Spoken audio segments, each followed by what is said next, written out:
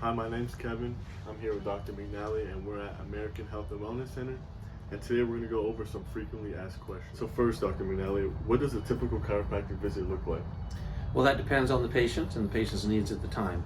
A new patient comes in, we're going to go through a thorough history, an examination, find out exactly what's going on. Usually we can identify the cause of the problem fairly quickly. And the reason for that is because in chiropractic, our scope of practice is so narrow, as I often say, that we're actually very good at it. And if necessary, we can take some x-rays and find out if there's underlying pathological problems or various things.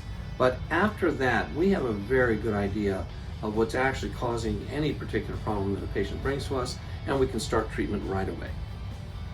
Okay, what conditions do chiropractors treat? Again, the scope of practice is fairly narrow. It's musculoskeletal conditions. We're kind of reputed to be good at low back pain, which is true, sciatica, sacroiliac dysfunction, which is something people have long since forgot about but it causes lots of trouble, headaches, personal injury, whiplash injuries, sports injuries. Just had a guy today who came in after lifting some weights, created a muscle problem in the upper right back, causing referral of pain down the arm, and we're treating that very effectively for him. So anything that has to do with muscles, ligaments, nerves, we are going to treat effectively. In your own words, how would you describe a chiropractic adjustment? The chiropractic adjustment has been misunderstood, especially by the medical community. It's really a scientifically delivered manual manipulation of joint structures, especially in the spine. That's where chiropractic started. Chiropractic itself, chiro is Greek for hand, practic, practice, so it's practice with hands.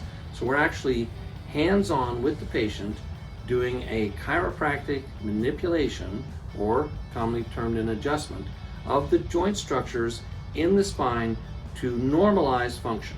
What happens is when a joint in the body goes out of balance or out of alignment, the brain is aware of it, and the brain sends signals down to the ligaments and muscles around that joint to tighten it up, and that causes trouble. That causes inflammation, can pinch the nerves, all kinds of things. So typically, for instance, with headaches, the upper part of the spine, there's little teeny tiny muscles and ligaments. There's a nerve that comes out right there called the greater occipital nerve, goes right across the top of the head, causes this pattern of headaches, which so many people experience, usually falls above the eye or behind the eye. Once we release the pressure there, headaches go away. That's all there is to it. And for a new patient, someone who's never had a chiropractic adjustment before, would you say it hurts, or how should it feel for them? The chiropractic adjustment is not painful. It can be a surprise. And that's always the case with a new patient. I always tell people, it's really experiential. It's very difficult to explain, but once the patient receives the adjustment, there's usually an immediate response in the nervous system, which relaxes the structures. And people will usually get off the table and say, wow, that really felt good.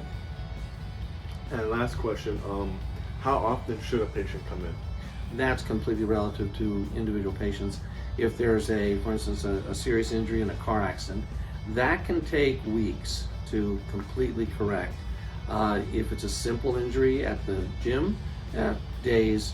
I always tell people, you need to see us until you feel 100% better, and then you're typically halfway home.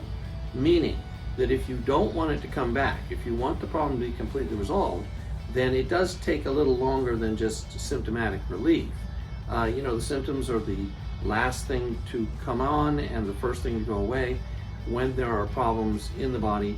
And again, if there's any pathological problems, for instance, arthritic changes in the spine, disc decay or degeneration, then it's going to be a longer process.